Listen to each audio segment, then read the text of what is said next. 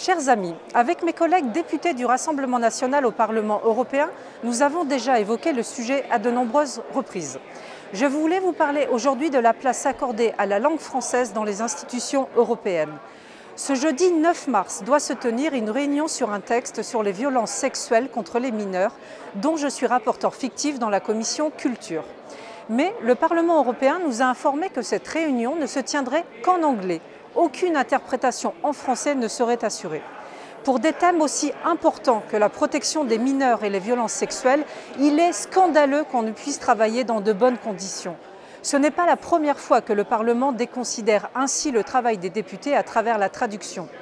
En effet, nombre de réunions de travail ne sont pas traduites dans notre langue.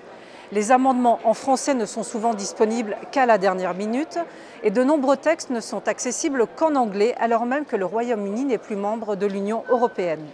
Pour travailler correctement, les députés doivent nécessairement avoir accès à l'ensemble du travail parlementaire dans la langue officielle de leur pays. Un rappel s'impose. Le droit à la traduction dans les langues européennes est garanti par les traités de l'Union, par l'article 158 du règlement intérieur, par le statut des députés européens et enfin par la Charte des droits fondamentaux. En plus d'être une langue officielle d'un État membre, le français est une langue de travail de l'Union.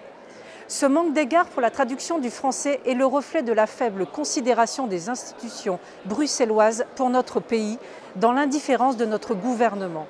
Le tout anglais est une entrave à l'exercice du mandat des députés et au contrôle démocratique des citoyens.